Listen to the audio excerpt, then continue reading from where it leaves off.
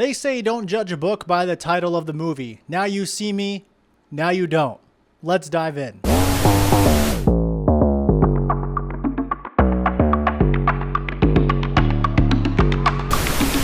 What's going on, ladies and gentlemen? Welcome to the Movie Dive. Today we're diving into Now You See Me, Now You Don't. Before we do dive in, please do not forget to subscribe to the Movie Dive. Please ring that bell button down below to get notifications on the channel.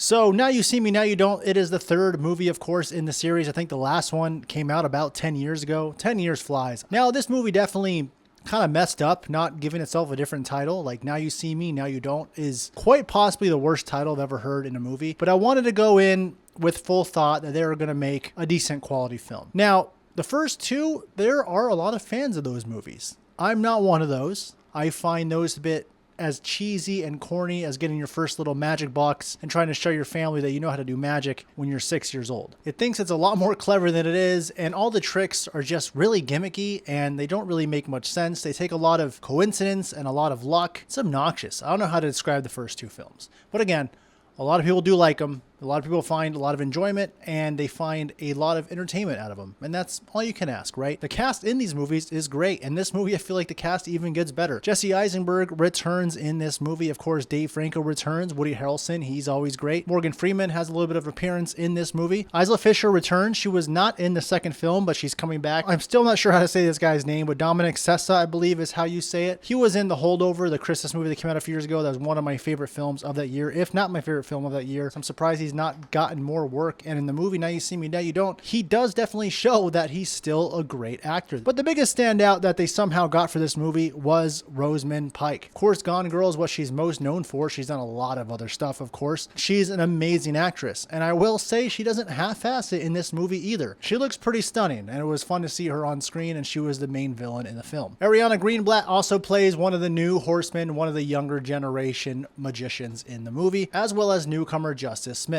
So all these names and all of these people I just named are all good actors. I just don't understand these movies. I don't. I do feel like if you're a big fan of the Now You See Me series, you're going to continue to enjoy Now You See Me, Now You Don't. But for me, it was more of a movie that I just continued to roll my eyes at. It was basically the Fast and Furious 10 of magic movies. Stuff happens and it's just very unbelievable. The way they conjure up magic, you're thinking to yourself, that's not possible. There's nothing clever behind that. Things are just happening. They'll be right in front of a guard and they'll slip the ID right behind the back to someone else, and they're trying to pretend like they're so clever that no one saw them, and you're thinking to yourself, this guy must be the worst security guard of all time to not see them swapping IDs right in front of you. The climax of this movie is at an F1 race in Abu Dhabi. Where have we seen that before this year? There's also a moment in the movie where all the cast is stuck inside of a glass box and they get out of it in the most ridiculous way possible. I'm trying to just keep calm because I know that there's going to be comments that say, it's just a movie, you don't know how to have fun, this was a fun movie. I still respect people who enjoy these types of things, and the best part about Now You See Me, Now You Don't is still the cast. I think Woody Harrelson is still great. Like, he's really funny. He has really good delivery. Jesse Eisenberg is always going to be Jesse Eisenberg. I mean, he's a great actor in itself. Of course, he's kind of one trick pony, but still, he's really good at that one trick. Dave Franco is there to be handsome, but he's got suave. We all love Dave Franco. I will say that Now You See Me, Now You Don't, I think they don't try to be something then they're not. They know they're corny. They know that pulling handkerchiefs out of your mouth or behind someone's head is going to be a bit cheesy, and they really lean into that. Again, there's a crowd to watch this movie. I'm not it. Was I angry? Yes. Did I feel like I was wasting my time watching the movie? Yes. Did I wonder how they got so many good actors to be in this subpar written movie? I did. But I've had friends who really enjoy the first two, and I think they're going to enjoy this one as well. So that's basically what it comes down to. If you hate the first two, you're probably going to hate this one.